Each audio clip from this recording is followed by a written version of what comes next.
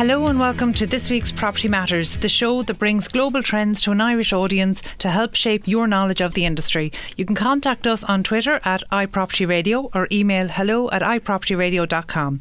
Your hosts today are myself, Carol Tallon, and beside me is Bryan Fox. Thank you, Carol. We have an interesting lineup ahead with some great guests, and we hope that we'll show a great side of the property market. But first, let's look at some of the big property stories of the past week. Now, I think we'll start off with, according to Breaking News, i.e. today, Dublin ranks in the top 20 most expensive cities in the world. The same site reports that people on average incomes can only afford 5% of houses in the Dublin area. And in fact, according to the Irish Times, Dublin is now fifth most expensive European city for expats to rent a home. And the Independent reports that whilst residential property prices have increased by 5.6% nationally, property prices actually fell for the third time in a row as demand eases. Well, on some positive news, RTE reports that the number of mortgages in arrears continues to decline, albeit slowly. In fact, according to the Irish Examiner this week, An Post hopes to provide mortgages from 2020. And in some construction news, Dublin Airport is going out for tender in a deal worth 350 million, so that'll be an interesting one to watch.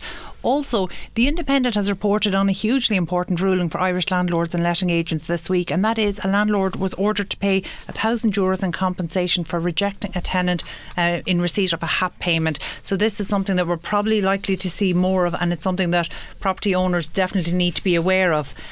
So before we get into any of that, Bryan, did you happen to see the front page of the Sunday Business Post this week and the comments by our housing minister? I did.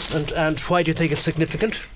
Why is it significant? Why do you think it's significant? OK, well, just to let listeners know, for anyone who didn't see the front page of the Sunday Business Post, the headline is, Murphy, my NIMBYism guilt led me to remove cap on tall buildings. So fair dues to political editor Michael Brennan. He broke this story. So essentially our housing minister has come out and said that the driving force behind him pushing for greater heights and building heights within the city centre was his guilt over his NIMBYism when he was a councillor. So in fact he mentioned that he was a sitting councillor as the local development plan from 2011 to 2016 was being prepared, and in fact he said that himself and his fellow councillors that they definitely came under the influence of vested interests and he does state that those vested interests thought they were doing what was right for the city, but in retrospect they really did these would be developers, etc., right?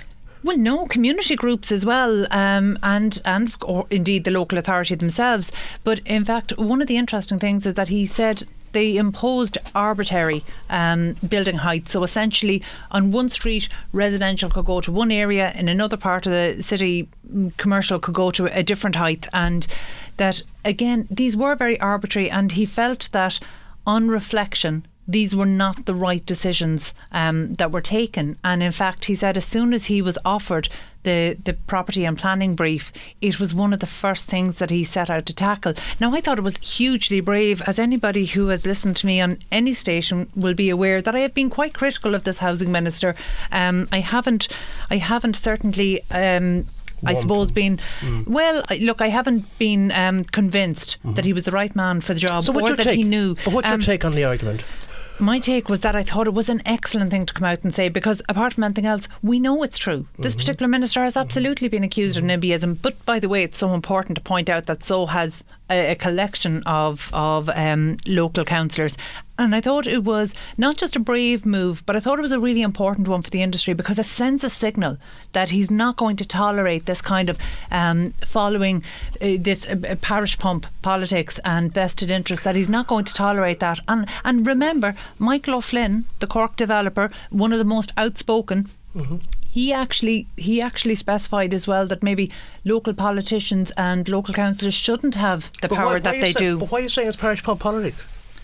Because that's exactly what it is. But if you go to any city around the world, I mean, any sophisticated city, I mean, I don't know of any place that's any more NIMBYatic, if that's the right word to use, as New York City, for instance. I mean, it's very hard to get residents' cooperation in relation to developments in that town as well. Well, that's really interesting because actually New York was hailed as one of the best in terms of the opposite to NIMBY is YIMBY. And actually that's been hailed as one of the better examples of how people are learning to live closer together. Because remember, at the core of all this, under Ireland 2040, Ireland needs over 500,000 new homes, and we know that over half of those are going to be in the Greater Dublin area. That means they're going to have to be built somewhere. Now, we've seen this time and time again. I mean, last week we talked about Chapel Lizard, where local residents didn't want to give up their allotments. Now, genuinely, when we're in the midst of a housing crisis, we cannot have people prioritise allotments over homes for homeless people. We cannot have them prioritise allotments over social housing. We cannot have them prioritise allotments over affordable private rental and starter homes for people. It's just not a situation we can tolerate. So what we're talking about then is the type of idea, and it's not a good example, but of a kind of a CPO. In other words, they have to sell out and that's it, or they have to leave. Actually, it doesn't necessarily need to be CPO. In fact, it's a bad analogy, but an argument on those lines. Well, remember that actually on board Planola does have the powers for strategic housing developments where they don't need to go through the normal course of public consultation. So in fact what they're doing is they can put through an application that is strategically important, which, by the way, in the Chapel Lizard example, that's exactly what happened. So they have found that affordable private and social housing was necessary there and was more important than allotments. So they have the power to do that. Now, the local residents have said that they're going to have that decision judicially reviewed. So it'll be interesting to see if that's actually what happens. But I think there's a bigger conversation here, and what you're suggesting is that it's endemic then in Irish society, NIMBYism. Is that what you're... Well, not just Irish, but it's certainly endemic in society. It's a protectionist, but we are part of a global trend in Dublin and Ireland. We're not exempt from this global trend of urbanisation. So at the moment, almost half of the world's population live in urban areas, and in fact that's likely to increase to somewhere between 66 to 75% over the next 20 to 30 years. So what's happening is that we've got a trend towards urbanisation. But that means that people in urban areas are going to have to learn how to live in closer quarters to each other. And unfortunately, we have people with large front gardens, large back gardens, private parking. And now that they're sitting happy in theirs, they don't want their area to be interfered with. They don't want anything to change. And unfortunately, our planning system wasn't designed to be adversarial, but we have certainly allowed it to become adversarial. So what I mean by that is there isn't really an invitation to get involved in the planning conversation, despite the fact that it is a public function and that people do have a voice in planning. You're suggesting then there's too many politicians possibly get involved. I mean, if a constituent of a politician comes to him and complaining, he has too much influence in relation to that. To the plans for that development?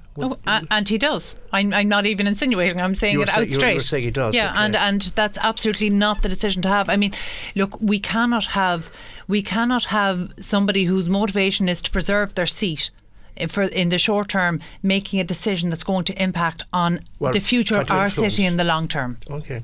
Now let me ask you another question in relation to what he was come up with. The question of building limits. What's your take on building limits in this town? Size limits? On building heights? Heights, yeah. Oh, I'm absolutely in favour of them. I've been very vocally in favour of them, and in fact I've sat on and chaired panels cheerleading for greater heights in Dublin.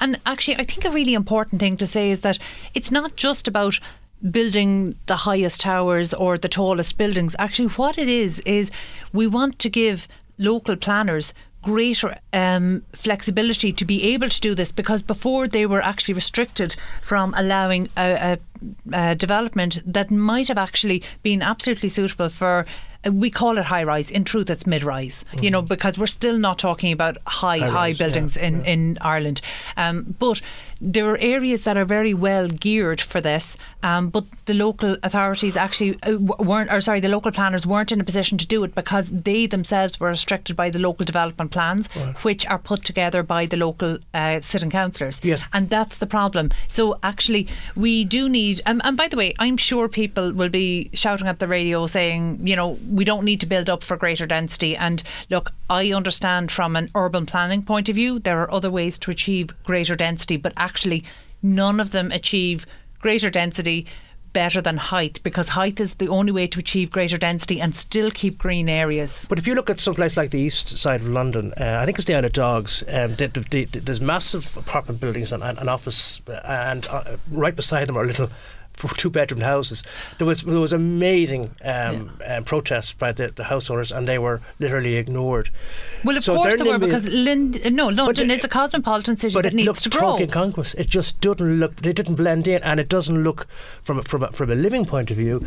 There's a huge disparity in incomes too between the type of housing that is there for residential housing and the type of apartments. So, what do you propose as a solution? Do you propose we leave things the way they are? My point really is that how does one counteract that problem that we have in terms of NIMBYism and these very plush apartments on top of each other? Okay, well, my view is the way to counteract NIMBYism is that I believe that a big cause of this is misinformation going out to the public. The second thing, I think developers and state and private planners need to hold their hands up here and say that they don't properly engage, despite having a statutory requirement to engage with the public, that they don't do that in an adequate way. There's miscommunication. Well, I would say no communication, because in fact what happens is that the property developers try to fly under the radar, and the reason they do that is because if they do it in a loud way, they attract it's the same people actually object all the time. And in fact, David McWilliams had a very stark piece about this a couple of weeks ago in one of the Sunday papers, and he said that Ireland has a unique brand of opposition to development, where it's not just a local neighbour a local neighbour that would actually object. It's people coming together. It's a very orchestrated and organised manner of objection, and in very many cases there's a vested interest behind that. So, for example, one of the most high-profile ones we saw was up in Athenry, where we saw, and it seems to be something we refer to quite a bit here, but we saw local people absolutely in favour of the development. A handful of local people. Now, I mean a handful as in probably less than 3 people, it turns out. But the main objector, one of the 3 most ardent objectors, didn't live anywhere near Galway. He lived in Wicklow, and he had a site that he wanted to sell Apple. So they're the kind of things that our planning system. This was the Apple one trying to move into Athenry, isn't that right? With the processing plant, I think, wasn't it? Data centre. And in fact, actually, what most people aren't aware of, because actually, the planning situation was put right in the end. So as in, the right decision was made after 3 years. The decision was made to allow Apple to grant Apple the planning. But here's the situation. Actually, Apple decided, no thank you. After 3 years, in that 3-year period, at the same time that they started the development in Dublin, or in Athenry and Galway, they also started one in Denmark. Now, the Denmark one was up and running, and by the time the decision came through for the planning in Athenry, they'd already committed to building a second one in Denmark. So they effectively doubled their investment in Denmark, and Ireland got none of it. And the same thing happened with Amazon in New York, and they had to leave. So it's a very, very difficult, and apparently the new politicians too that have been voted in to Congress were very loud in relation to it as well. So it's one of those situations that. Yeah, unfortunately, sometimes politicians don't take the long-term view of what's good for the state, and this is absolutely a problem. And in fact, we saw it most recently, actually, in relation to the property tax. Did you see that yesterday? Minister Josepha Madigan was trying to give the local authorities greater powers to vary the property tax rate. Now, this is something that's not going to be popular with our listeners, and I can apologise in advance, but this is the reality. In Ireland, we pay exceptionally low property tax, 0.18%. And by the way, local authorities already have the power and the discretion to vary that by 15% in either direction. And they use that discretion. But what what Minister Madigan is talking about doing is giving the local authorities even greater power so they can vary it upwards or downwards by more than 15%. Now, I don't know what you think, Brian, but my own view is that this is a very dangerous tool or weapon to give local councillors as we face into local elections. Well, I think it's a political move, really, isn't it? Because, I mean, in this particular article the Irish Independent has today, it does say that Fianna Fáil has feared a pre-local election LPT announcement by the government and has been demanding clarity over the review of property tax for the past number of months. But it is a very contentious issue in this constituency as well. Bear in mind that Josephine Madigan is Dublin Rut Down as well, and she is doing very well here as a politician. But also Dunleer West Down County Council have had levies put on their property tax to try and supplement the property taxes over in places like Leitrim and Longford, where there's low density populations. So there's a lot of controversy about the whole thing, and I don't know how it's going to. Well, look, the political response here is that local property taxes are kept locally and designated for local the services. Other issue there here, Carol, is, sorry, we're going to say. No, actually, what I was going to say is that I was actually speaking about this in another radio station yesterday, and I made the point that I had breakfast yesterday morning with a school teacher from Carlow, and she said to me that she didn't mind paying the water charges, and she couldn't understand why people were up in arms over the water charges, because she saw a value to that. She saw a value to the water coming into her home. She sees no value to the property tax that she's paying, because she's on the outskirts of a town, she's already paying management charges as part of her development. She sees no value to property tax. So it's one thing for me to say, actually, we've got one of the lowest rates of property tax in the developed world, and in fact we can compare it with other jurisdictions that have as high as 6%, but the reality is we just aren't getting the services in exchange for that, and this is where the problem is breaking. Well, I think also the problem is the fact too that this tax was prompted by Fine Gael and was part of the manifesto as well, and it was in the election after when the Fianna Fáil Green Party coalition collapsed, and at the time, of course, we had the recession and people's their wallets were squeezed and so forth as well. So the Minister for Local Government at the time, Phil Hogan, he was responsible for implementing this, and it's often felt that because of the fact there was so much pressure on the government, and of course the water charges were coming up next, that it wasn't dealt with as well as it could be. Well, I don't know about that. In fact, I would say that at the time it was dealt with as well as it might possibly have been dealt with. Whereas I see the problem is that it wasn't, the can was kicked down the road. So last year we actually should have seen the bands change. So we should have seen the values change. But in fact, we're still working on old valuations. And obviously property prices have almost doubled since then. Well, and that's why problem, people are going to see their property tax almost double. And look, I get in trouble all the time whenever I refer to an asset like property as wealth. I do, of course, before people write in and complain, I absolutely understand that there are people who are heavily mortgaged, some who are negative equity, but the reality is it's still an asset. You are still living in an asset. You are still paying off an asset, as opposed to somebody. And by the way, I completely understand that there are people who genuinely don't have the income to support these changes. Sure. But the reality is they are sitting on an asset, whereas people who are renting are not, and they're facing actually larger rent hikes over the last number of years, but they're not sitting on an asset to counterbalance it. So I'm afraid property tax is one of those taxes that nobody likes to pay, but in fact it's one of the fairest taxes. The other point is, you'll correct me on this because you're well up in more property. I think Ireland was one of the last countries to implement a property tax as well. It was, yeah, absolutely. So, property tax is actually one of the fairest forms of taxation. So the point is that in order to have your services such as light, street cleaning, parks, etc., the councils, the local authorities have to have some sort of income. Look, that's exactly right, but unfortunately every time we make that argument, people literally text me in their street address and say that it hasn't been cleaned in 4 years. Well, so I don't know. The question then is, the question that has to be put to it, like wherever your political view is on water charges was, how are they going to be funded? Yeah, is it through the central exchequer, or is it through local where the local authorities okay, it's collected by the revenue commissioners, but at the same time, then it's given out to the county councils. As well. Brian, I still think that's the wrong question to ask. We actually should be speaking to our local authorities and asking, where is my property tax being spent? Show me where it's being spent, and then I might feel happier paying it.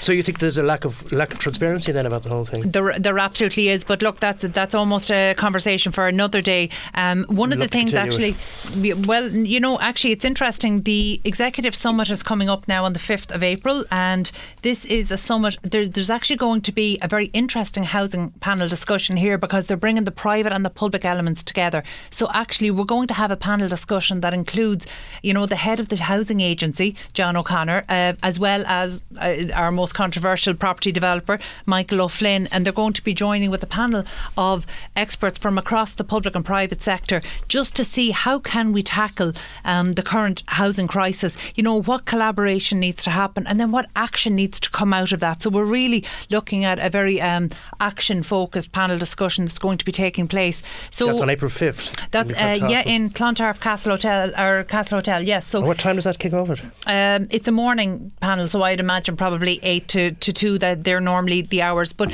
I have been advised that there are limited number of tickets available for the Executive Summit, so again, that's in 2 weeks' time. It's certainly geared up to be a very interesting housing discussion, probably one of the most interesting panels that I've seen in a while.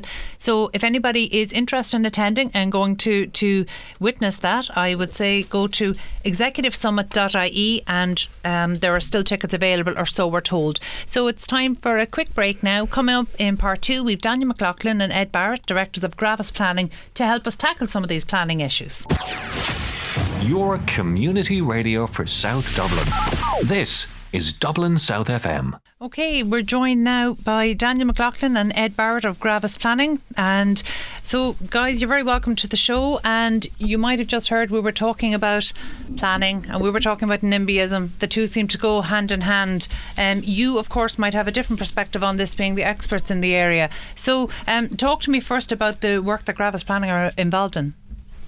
Okay, thank you, Carol. We're a planning consultancy with offices in both Belfast and Dublin, active throughout the entire country, advising developers, sometimes local authorities, but essentially guiding people through the planning system, or systems, as the case may be, as we work across and when the you Irish say system and the Northern Irish system. Very good. When you say people, is that more likely to be individuals or planning developers or local authorities? It can be a range of people, Carol. So we have a wide range of clients. They could be individual developers, they could be private citizens developing their own home. We work across the commercial sector. We've got planning permission for hospitals, schools, hotels, infrastructure, energy infrastructure across the country. So really a broad range of clients across the board for projects big and small. Okay, very good. And I'm sure you heard us mention earlier about the importance of public consultation, and maybe what's gone wrong with that we seem to not have the levels of engagement that we want from the public in terms of local businesses and local residents, but yet we seem to be attracting a higher level of objections. Mm-hmm. What's gone wrong? It's an interesting question, Carol, and I think a lot of it is a factor of our planning system and how it is structured to enable people to engage, and when it enables people to engage, because essentially it is late in the development process that people have an opportunity to engage. Once an application is submitted, typically is the first opportunity people think to engage on the project, and as a result we've ended up, and this, I don't think this is the intention of the system, but it's the way it's evolved, I think, is that we've ended up with quite a confrontational system, where people's instinct when they see a proposal be submitted is to think about how they can stop it or delay it, as the case may be, rather than engage constructively with it. That's interesting. That's an interesting one, because actually I have found that it seems to be the case that our current system allows people to believe that their choice is between the status quo, nothing changing, or between the proposed development. And generally speaking, they're not the only two options, but if they're the only two options presented to the public, well, then they're always inevitably going to go with no change.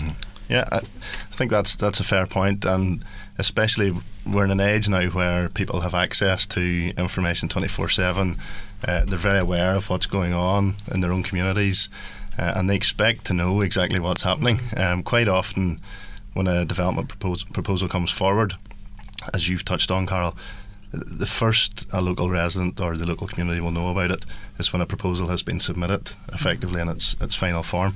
As Ed mentioned, at the minute this seems to be leading to challenge through judicial review at the tail end of the process, as opposed to gathering views earlier on in the process to then allow that to feed into the proposal.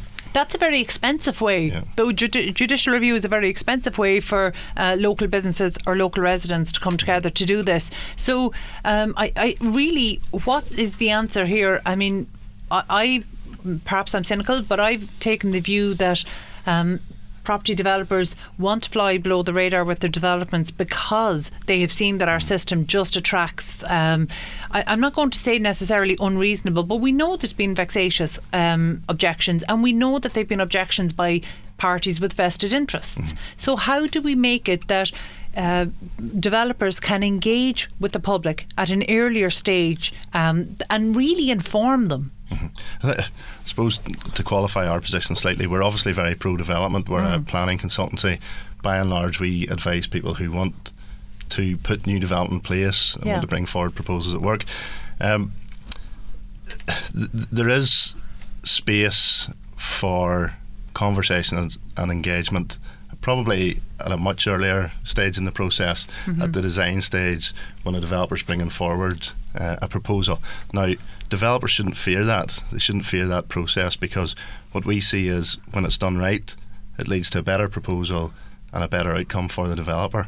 Hopefully in a shorter timescale as well, because if you can highlight issues at an early stage, it saves you then trying to address. But is there a natural conservatism now with people in Ireland in relation to planning and looking at developments? From the developer's point of view, or from from an Irish point of view? I mean, are we that much more conservative in relation to new plans coming on board in the I think you're very generous calling it conservatism.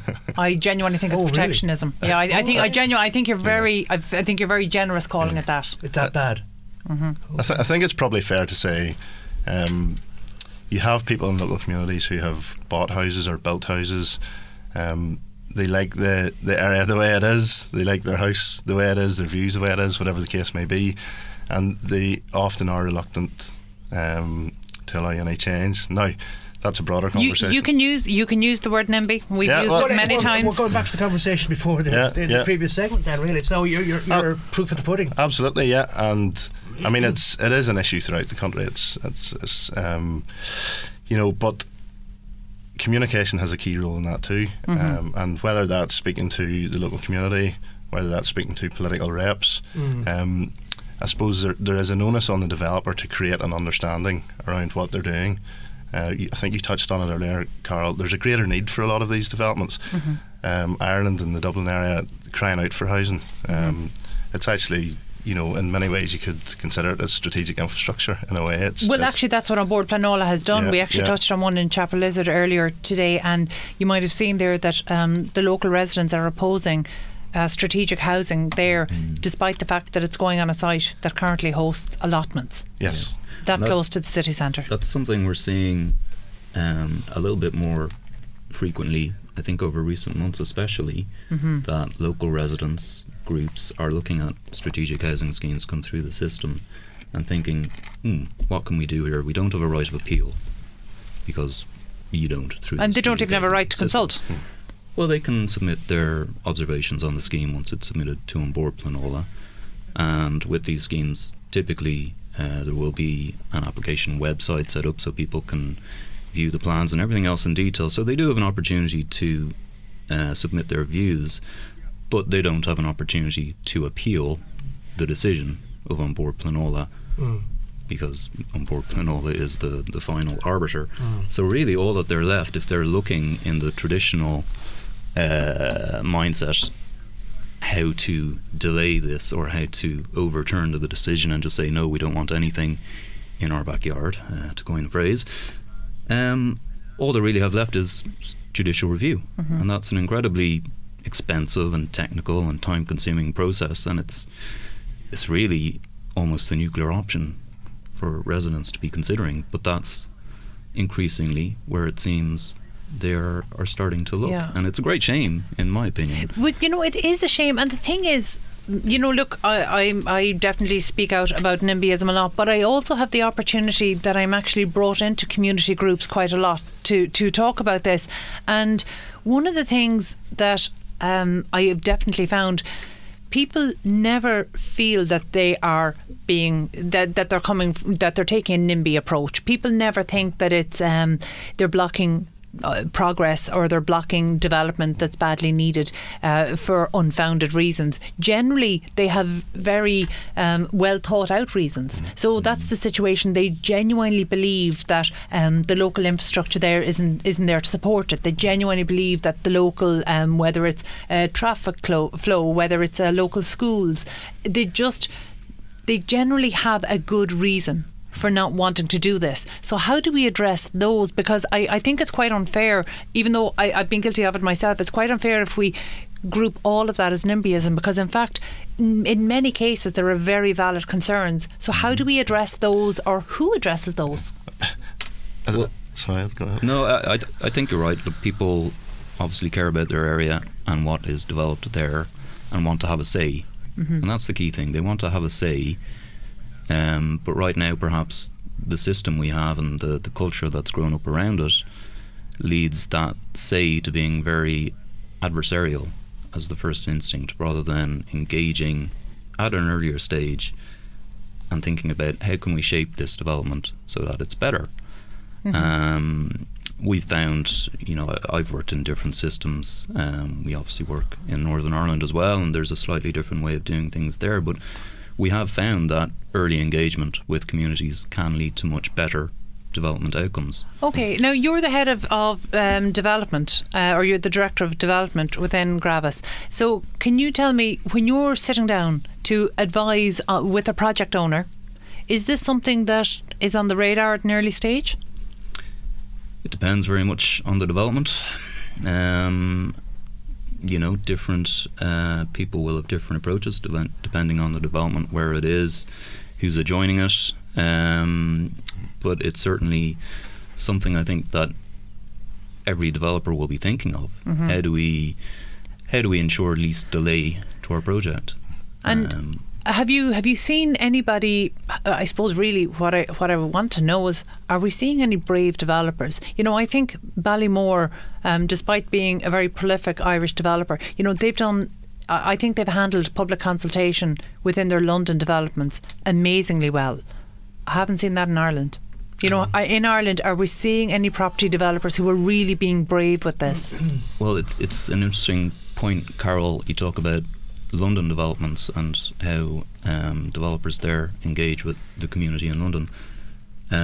It's a different system there, quite simply, and developers are required to demonstrate a level of public consultation before they submit any major planning application. Now, that option is open to developers here, but they don't have to. So with the Hammerson development that's been planned for Dundrum, be an example of that, where there's a lot of public consultation and there's architectural models made and so on. Well, exactly. That's an example where a very major development is being drawn up, and the developers have taken the opportunity to engage early. Okay, sure. So and actually the local community around Dundrum have been exceptionally vocal, and they've contributed in a really positive way. So they've put together quite an orchestrated effort not to oppose development, the very opposite, to actually see how can we make development all encompassing, how can it be the best for the industry. Yeah, I think that probably shows affording people a level of involvement will often sort a lot of the issues. But from our point of view and from a developer's point of view, undertaking engagement at an early stage is quite often a very useful exercise in highlighting potential issues that can be avoided further down the well, that seems to be the problem, doesn't it? I mean, from what I'm hearing from Carol and yourselves, being an outsider to this type of topic. I mean, it does seem as if there is that engagement missing. Well, I think it doesn't have to be a case of the developments thrown out in front of the local community. Yeah. They pick and choose what happens and what doesn't happen. Obviously, all these there will always be an element of NIMBYism, and it will just and that's why we exist. never look for unanimous agreement in planning applications. It'll always exist. At the same time, for these developments to happen and to improve local areas, there's a commercial reality as well. Sure. They have to be profitable ventures. They have to make sense commercially. So I think, as I say, from a developer's point of view, we would encourage that level of engagement at an early stage. What does that look like? So, I mean, as Ed rightly pointed out, the process and the legislative requirement or the statutory requirement for developers and project owners in Ireland is different. Mm-hmm. So, in Ireland, with the current legislation that we have, what would early public consultation look like for property developments? Well, while there's no statutory process, I suppose the developer can still share their vision or their plans for the area with the local community. They can receive feedback. I think an important thing to note about other systems, I know certainly the system in the north, there's a statutory process to go through, but that doesn't mean that a developer throws out their plans and they have to take on board all the suggestions that are made. They have to document all the engagement that has been undertaken. They have to show that it's been taken into consideration. That doesn't mean that it has to be included or allowed for in the final design. So, and is that a British initiative, or is it unique to the UK? Certainly unique to Northern Ireland. It's the last few years our system has changed to go more that way. Quite similar in London as well. It's been a requirement for quite a while in Britain, shall we say, rather than the UK. And it's a requirement now. To be able to submit a major planning application, you have to demonstrate community involvement, and it's an actual document you have to produce, which shows how you've done it and how you've taken points into consideration. Mm-hmm. It's a basic tenet of placemaking. The community knows best. Is that tokenism, or do placemakers take that on board? Because I think there's a massive element of the community knows best. But I'm also reminded of what Henry Ford said. If I'd asked the people what they'd wanted, they would have said faster horses. And there's definitely an element of that. But the community does know best in terms of the flow of people and the lifestyles of people there, and how they use the area and how they might use the area in the future. So is that taken into consideration in our current legislation? I think, again, our legislative requirement right now is that people have the opportunity to submit their observations on a planning application once it's submitted. So there's no legislative requirement to engage in pre-application consultation, but certainly it can throw up suggestions that can improve a scheme. But of course it's important always to remember that a scheme has to work. Yeah. It has to be commercially viable, and it has to be deliverable. And if you throw out carte blanche to a local community, unfortunately you won't always get a deliverable scheme. So there's a balance. Yeah, look, I think this is a topic that we're going to come back to time and time again. Daniel McLaughlin, Ed Barrett of Gravis Planning, thank you so much for being with us on the show today. Stay tuned after the break as we have Damian Brennan, CEO and founder of WikiBuild. Broadcasting to South Dublin on 93.9. This is Dublin South FM. So you're welcome back to Property Matters here on Dublin South FM with Bryan Fox and Tallon. You can connect with us on Twitter at iPropertyRadio or email us hello@iPropertyRadio.com. As mentioned before the break, with us right now we have Damian Brennan, CEO and founder of WikiBuild. So Damian, good to meet you. You too, thanks for having me. What is WikiBuild? WikiBuild, well, it's a free information platform for the domestic construction industry, giving free advice, impartial advice to the industry and actually to homeowners. So it's a website for domestic use. It's a platform for Platform the for domestic construction So industry. what would I find on it if I were to use it now? this So evening? we haven't actually got it launched. So we're currently building. Okay. We're compiling all the information and guidance documents at the minute. What's your plan then in relation to The going plan forward? is really to have everything got to do with domestic construction. So if you've got a red brick house and you want to insulate it, we, rather than asking somebody with a vested interest in actually selling a product or a service, which is the current method of getting advice, is you ring an insulating crowd and they have a vested interest in actually getting work off you. We don't want to sell anything. We basically want to provide that information to you as if you're my son, that that this is what you do, and this so that the materials and the methods of installation is actually compatible with your building. And where did you come up with the idea? I've been surveying and project managing buildings since I was 18, and more often than not, I've focused very much on building defects. So unfortunately, I was always the bearer of bad news.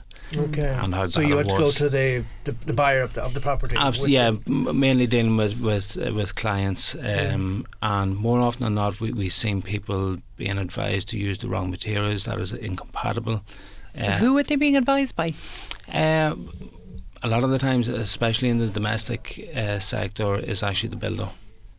The builder would say, look, we'll repoint your red brick building, we'll do it this way. They just wanted to get shut of the Well, project. I think there's an element of let's get in and get out and make as much money, but I think there's also a major element of lack of education. I think a lot of the builders don't And you have that consciously go expertise in. then yourself, and you know what to turn to. We have it in house, but all the information and guidance is out there. There's architects, there's engineers, there's even builders and trades are doing their own little blogs. Yeah. Unfortunately, nobody's actually going specifically to their blogs. So you're a kind of a one-stop shop then. Essentially, we're trying to collate all that information, all the expert knowledge that is currently out there. We're putting it into one spot and making it easily accessible for the industry themselves, so we can educate the industry. But also, for instance, if a homeowner is going to go it alone, at least they're not going it alone blind. Right. They can consult your website and all the services are listed Correct. for whatever the problem is. Yeah. So it sounds a very interesting, exciting idea, and it sounds as if it's free. It is free. So it is free. I have to ask you that. I mean, you're not a charity, obviously. You're not registered charity. My boys need to be fed at least twice a day. Whether they need yes, it or not. indeed, So. yeah. So how does it work for you then? From that point of view? So we tied with this here a lot. We actually tied with the name of the platform quite a bit until we settled on WikiBuild, and the revenue model. Again, we can't have a vested interest in actually selling products or advising the product. We want to remain completely impartial. So what we boiled it down to was the best way was to actually have a membership model for the contractors, the trades and suppliers that are in there. And what that does is it leaves us completely impartial. But it actually also provides like a TripAdvisor model and accountability for an industry that has a very bad name of rogue traders. And how does the person that's dialing into your site, how do they know that these particular people that you have listed on your website can be trusted? They're vetted. So they're vetted? Yeah, they will go through a rigorous vetting process.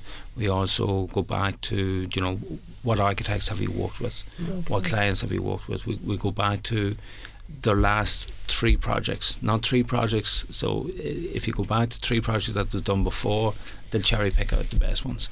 We go back to the last 3 projects. So you have a lot of vetting to do, obviously. That's a very important distinction, actually. Yeah, and it is important because more often than not, your soul, and that's what currently is up on their websites, is the best projects. Yeah. We want to go to consistency. Are your best 3 your last 3 projects and how that process went. And look, nobody's perfect, but it's, you know, if there's issues happen on a site, that's fine. But it's how you actually dealt with those issues. Yeah. And then, you know, from then on, so we establish a starting point, and then it's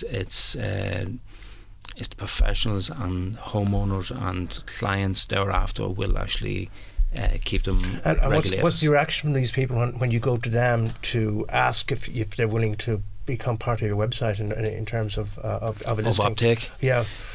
I think we're really kicking open an open door. We've found that the industry actually wants this. A lot of builders don't want to be pricing up against. You want to be pricing the oranges with oranges.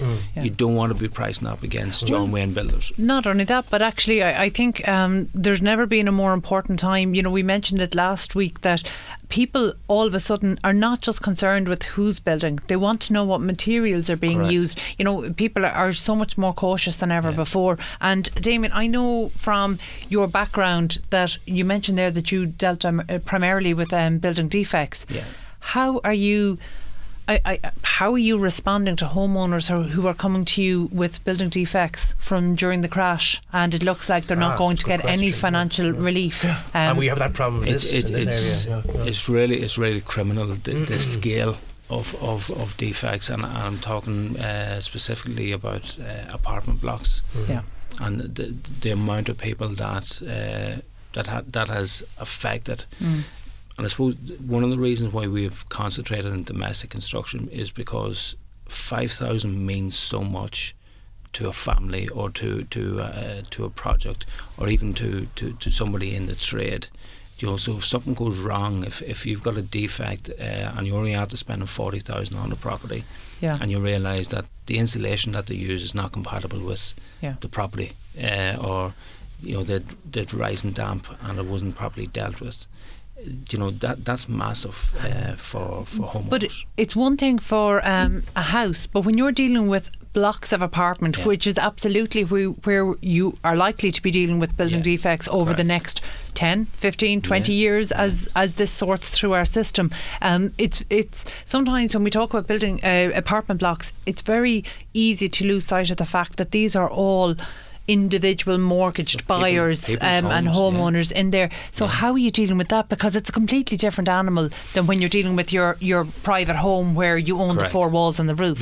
So how are you dealing with it in apartment blocks? So when the surveys are carried out in the apartment blocks, again, whenever the bearer of bad news is just how bad it is, and unfortunately they're paying us for that. You know, so but you I suppose I managed to, and I about 85 people within 3 minutes of talking, sort of illustrating the issues that are relevant to their apartment block. So you're talking about fireproofing. You're talking about balconies, safety issues with balconies.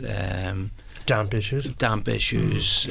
Just poor construction detailing, not signed off. I feel a lot of this here stuff has been signed off from the offices of certain engineers. Well, there seems to be a lot of controversy. Is it fair to say, or maybe we're just perceiving it like this, but is it fair to say that fire safety has just taken on a whole new dimension, and non-compliance with fire safety standards and fire regulations? It's taken on a whole new conversation since Grenfell in London. You know, it's suddenly in the public consciousness. It's in the public consciousness, You know, and likewise with balconies since the Berkeley tragedy. Correct. You know, these are things that we just didn't think about. Whereas I find myself driving in the N81, I look up at, particularly driving through Tallon, there's one particular block, and every time I'm passing I look up because there's one balcony that I can't believe is still in place because it is rotten away from the outside. And I was wondering, do homeowners ever come outside their apartment and look up, because they mightn't have the same view as somebody from the road, and it looks completely rotten away. And every time I pass it I think about it and I wonder, you know, is the homeowner even aware of it? So these are things that maybe weren't even on the public consciousness 3, 4, 5, 6 years ago. Just even on balconies, like even cantilever balconies that are steel or concrete construction, and which is the majority of our balcony construction around Dublin, they pose a significant safety risk. So in what way? So in terms of height. So the height of a balcony, of a physical barrier of a balcony, should be 1,100 millimetres in height. The majority of the balconies are, in fact, when you measure from the ground to the top of the railings, is 1,100 millimetres. But the majority of the balconies that are constructed in the apartment blocks throughout Dublin have a parapet wall of about 500 or 600 mil. So that there's a small wall, and then you have the railings installed in the middle of that wall. So what you actually have there is a climbable ledge for a child to climb up onto. So the height really starts from the climbable ledge. Absolutely, and that's what it should be. But what the engineers have taken into account is the ground to the top of the railing height, and in their eyes is compliant, but it's so unsafe that it's almost a trophy for a little kid to climb up onto that. But the temptation will be there. We've all done it. Absolutely. So look, there's no doubt that there is a need for your service, and what I'm really interested in is how you're using technology, and proptech in particular, to roll this out. So can you talk to me about the technology behind? So one of the things that we are developing, that we've built for the proptech element and for the domestic construction industry, is it's a LinkedIn element. So we've built a social network and portal. So is that for consumers or professionals? That's mostly for the domestic construction industry. Okay. They don't actually communicate, Carol. They don't use like builders, trades and services. They don't actually talk or network between each other. But it is your own platform, isn't it? Correct. That is LinkedIn-like. It's But actually, that is a great point, because what you have are masses of self-employed individuals or individuals working in two. And how would they're you? not actually communicating, and there's no real forums for them to even help each other, or even to network with architects or engineers that want them. So are these ones that would almost maybe be, I don't want to say too small, but they'd fall maybe outside, say, the Construction Industry Federation membership remit? Absolutely, yeah. Okay. Yeah. And they'd be below, well, they feel themselves that they're not big enough, they're not important enough to use LinkedIn. Yeah. Okay. So technology can... ecosystem there.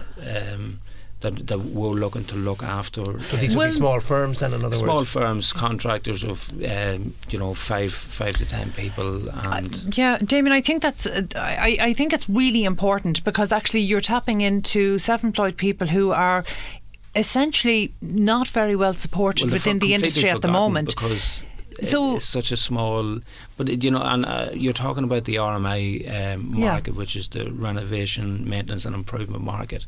But in here in the UK, that's a €25 billion a year industry. Well, who's educating this 25 billion euro? Yeah. Who's educating them? Who's keeping them in terms of the equivalent to CPD? WikiBuild will be.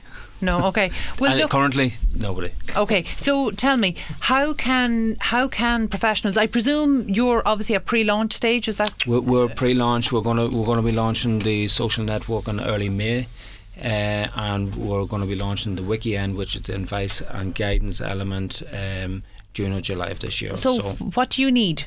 We need contributors. Okay. It's not just. It's not us. Today's the day to call out to them. So I mean, who are your contributors? Who do we need to get involved in this? Because look, everybody wants for homeowners to have safer and a higher standard. So there's a huge pool of information out there. Okay. It's architects, it's engineers, it's builders, it's plumbers, it's electricians, carpenters. We have manufacturers. We were speaking to at the construction summit last week. We have Extratherm on board to contribute their knowledge and information to so like as I said, the information is there, and the industry is really getting on board to sort of help the industry itself and the homeowners. Fantastic. So how can people get in contact with you at this stage? So they can. Our Twitter is at WikiBuild, and they can contact me at Damian@wikibuild.com. Okay.